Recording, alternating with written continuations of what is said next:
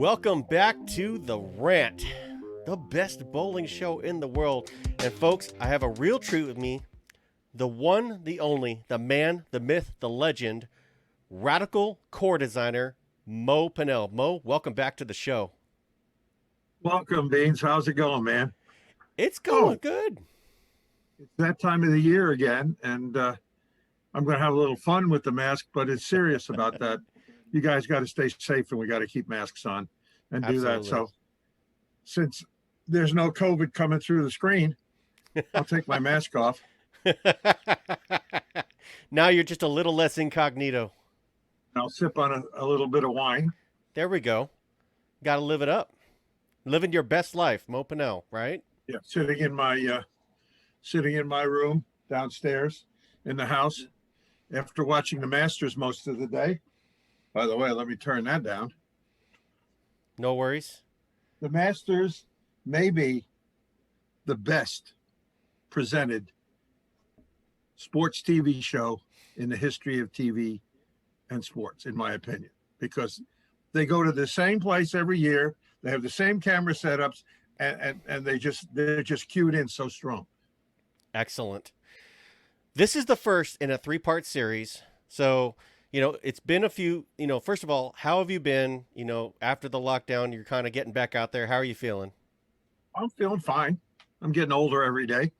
It still hurts as much every morning when I get up, but a good cup of coffee and we're on our way.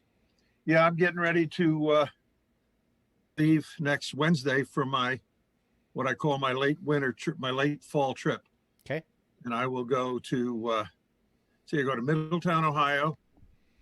I'll be in Indianapolis. Then I'll be in Detroit. I'll stop by the Muskegon to see people for a meeting. Then I'll go as far as, let's see, there's Eagan, Minnesota. There's Fargo, North Dakota in December. Oh, my goodness. Which may sound bad, but it's better than in February. I was there one February and it was 25 below. Oh, my goodness. That was it. And then I go to Sioux Falls, South Dakota. And then I'll go to Waterloo, Iowa. And maybe stop in the St. Louis area on my way back. And then I'm back for Christmas. All right. And then I'm here for about a month. And on the 14th of January, I'll be in Charlotte, North Carolina area, and I do my southern trip. I am smart enough to schedule Florida and Louisiana and Tennessee and all those areas for January and February. Very smart. So I'll do that then. So that's about what's going on. We got a lot going on, a lot of developmental projects.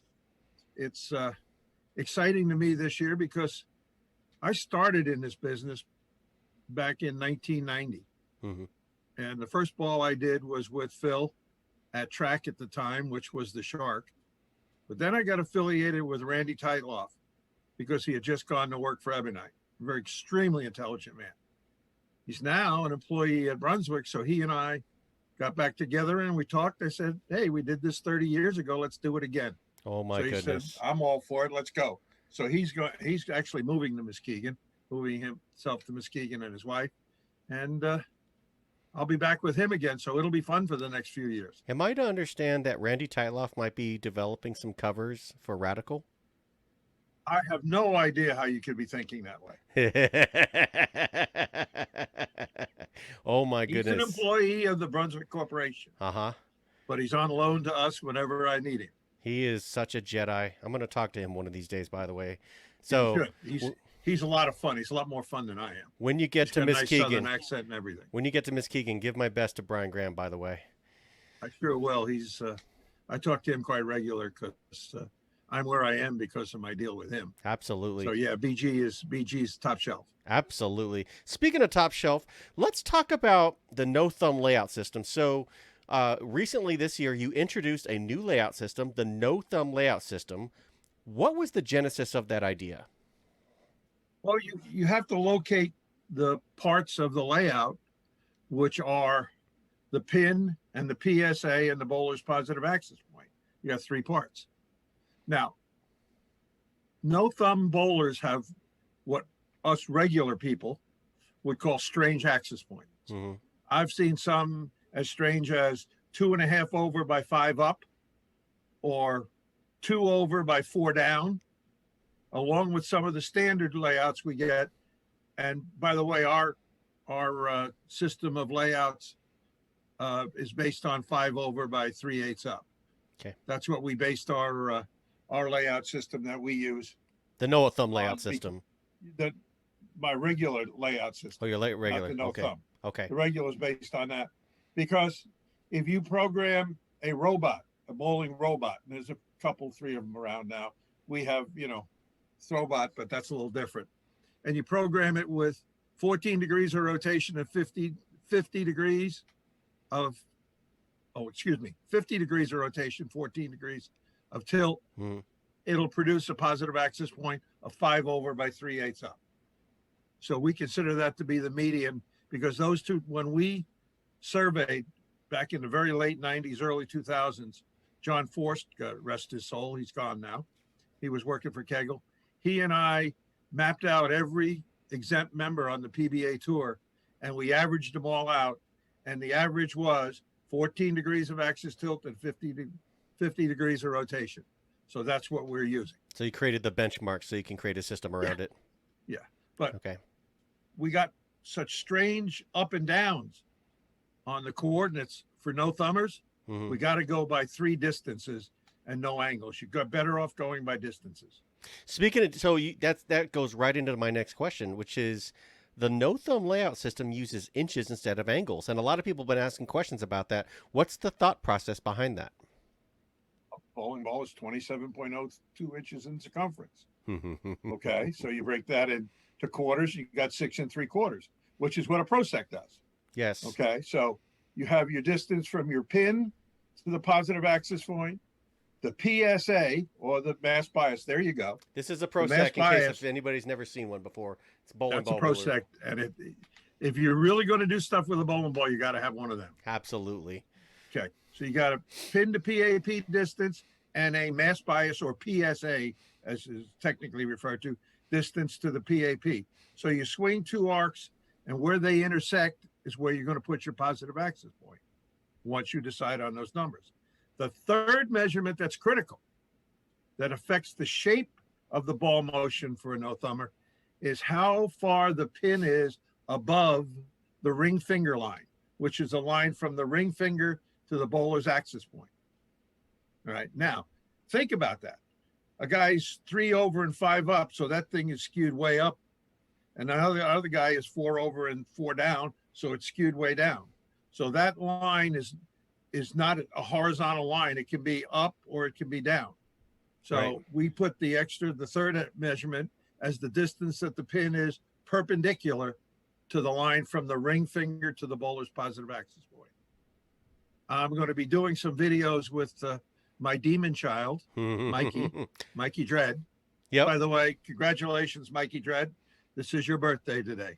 Yep. We are recording this on 11/14. We will air it next week, but so when everybody sees this, it'll be a happy belated, but yes, happy birthday to Mikey Dread, as he likes to call himself. Who is finding his place in the industry. That's right. I really like what he's done with Bowler's Mart in the future. Yep. He's doing some very positive things. He is definitely his father's son, a very intelligent individual. And by the way, very artistic, because I looked at all his designs on the Coolwick bowling.science website. Those are some really nice T-shirt designs. He's a little more artistic than I am. I'm more eggheady. I start thinking about 3 dimensions and is it this way? Is it this way? Which way is it going? If you've ever done any CAD work, you've got your 3 axes, mutually perpendicular axes that refer to everything. That keeps X, Y, and Z. Yeah, X, Y, and Z axes. Yeah.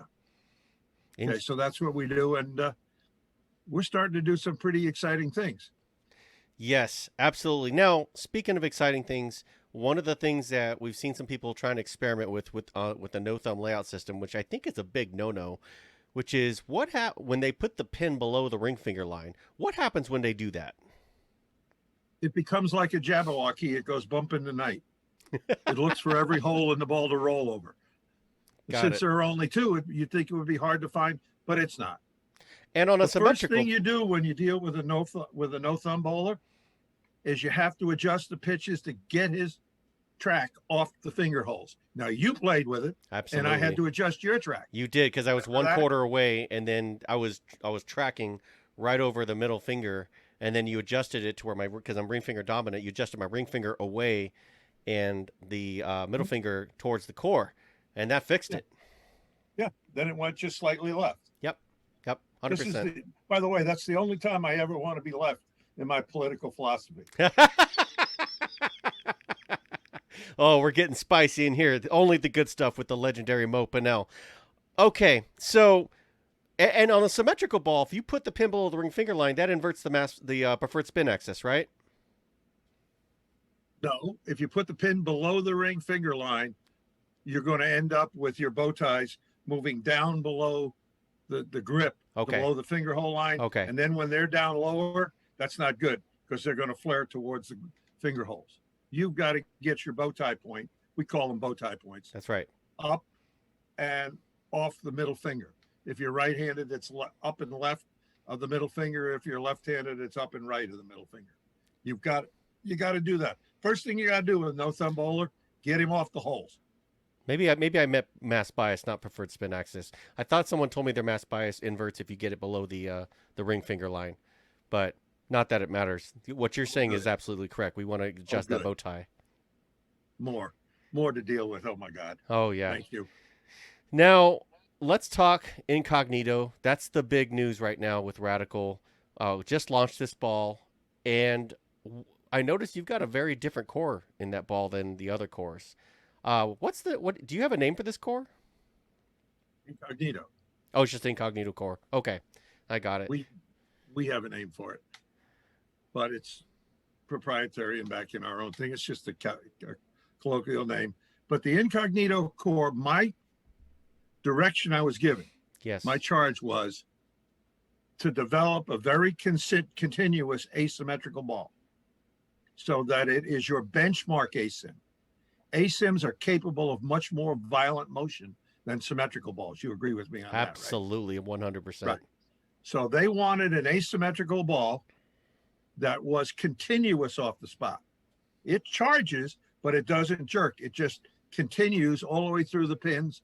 So we were looking for a benchmark asymmetrical ball to go along with our bonus, which is our benchmark symmetrical ball. 100%. If you bowl tournaments a lot, you got to have a common frame of reference.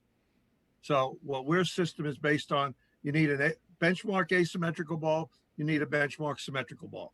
We have bonus. We've been very, very successful with bonus from what I see and what I hear. So we have our benchmark symmetrical. We needed a benchmark asymmetrical, which would mean it was a little harder in its continuation and it read the pattern a little stronger. And that's what Incognito was. That was my charge. Absolutely. And we think we got it. I would definitely say you got it. If anybody's paying attention, there's an Incognito box right behind me. I just put some dust in that thing yesterday and threw it today on Dragon, and I drilled it 65 by 4 by 30. Basically the same last two numbers as I have on my bonus, because I wanted to go from the benchmark to the ASIM benchmark.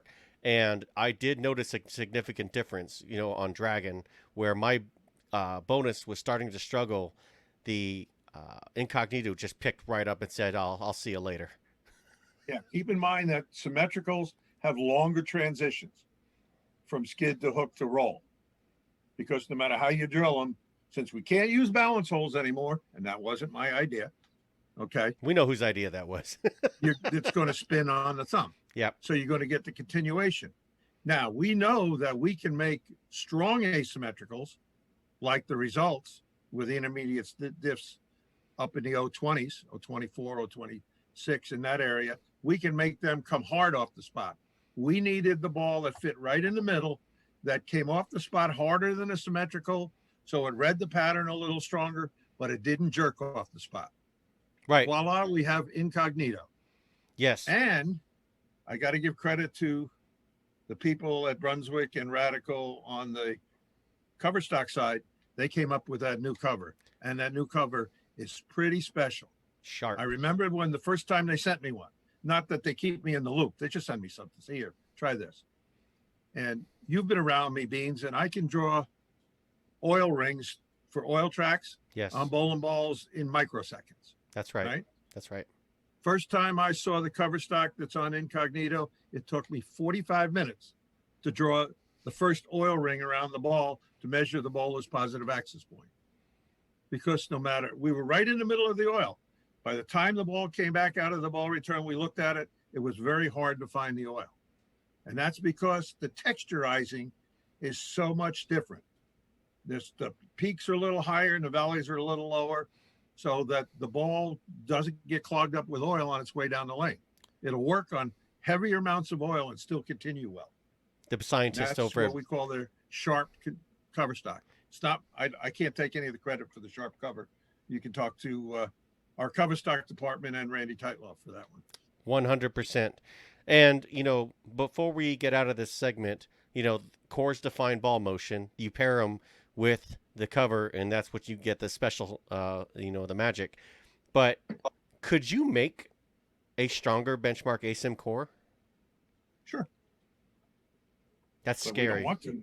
No. We have our strong cores with the huge intermediate differentials, and you're talking about the results core, Which we're going to talk about in read the a pattern early. yes. That's what it's designed to do. If it sees anything that it looks like it can grab a hold of, then you match it with a cover that it'll read. So it's mid lane reading and heavy rolling of the words I use to describe it. Yes. And when I describe Incognito and that sharp cover, I'm talking, and that core, talking a ball that reads and continues strongly. And then when you talk about your symmetrical ball and your benchmark symmetrical, you got a ball that reads and continues more gradually. So there are different degrees of how hard they react off the friction when the ball hits the friction going down the lane. Fantastic. Great segment. Folks, this has been The Rant. This is part 1 in the 3-part series with Mo Pinel. Mo, thank you for joining me for this segment. We will see you on the next segment. Glad you're in charge because you're a hell of a lot more organized than I am.